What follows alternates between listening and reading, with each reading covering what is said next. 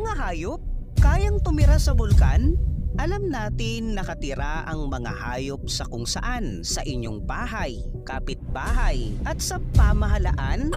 Ang iba pa ay nakatira sa kagubatan, katubigan, kalupaan, at bulkan. Alam nyo ba na may mga hayop pala na kayang tumira sa napakainit na temperatura ng bulkan? Ano-anong mga hayop ito? At bakit kaya nilang tumagal sa tindi ng init ng bulkan? Hey! Anong oras na? It's Aral Time sa Soksay TV. Oras na para matuto ng bagong kaalaman. At sa bidyong ito ay aalamin natin ang 10 mga hayop na kayang tumira sa bulkan.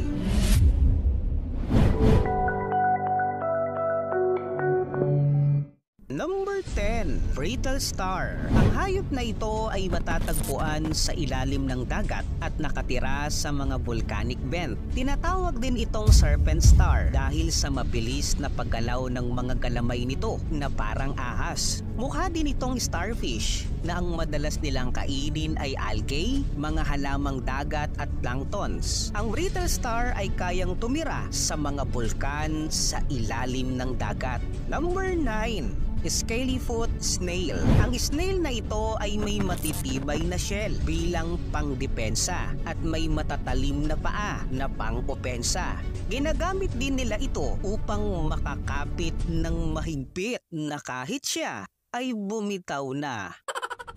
Ang ibang scalyfoot snail ay malalaki at hindi nila alintana ang mababang level ng oxygen. Kaya nila kahit ang acidic na tubig, mataas na pressure at sobrang init na temperatura sa loob ng bulkan. Number 8, Lava Cricket.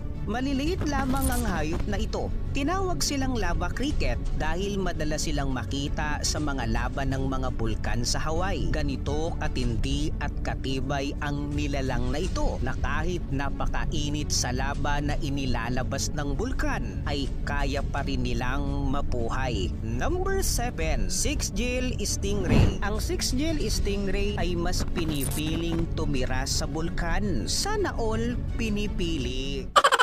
Malapit sila sa bulkan kahit napakainit dito upang maprotektahan nila ang kanilang sarili laban sa ibang espisye na kanilang kalaban. Ang Six-gill Stingray ay kilala rin bilang Goblin of the Sea na kumakain ng mga uod, maliliit na ahas, mga hipon at iba pa. Kaya nilang mabuhay sa loob ng mga bulkan, lalo na sa lugar ng Papua New Guinea kahit sobrang init at mausok ang bulkan. Number 6, Tube worm. Ang tube worm ay kayang tumira kahit napakatindi ng ibinubugang asupre sa bunganga ng bulkan sa karagatang Pasipiko na may lalim na 8,000 feet. Ang tube worm ay kumukuha ng pagkain at enerhiya mula sa mga bakterya sa kanilang katawan at ganoon din ang bakterya na kumukuha ng pagkain sa tube worm na ang tawag sa ganitong relasyon ay symbiosis, kung saan ang parehong organism ay mutually beneficial relationship. Buti pa ang bakterya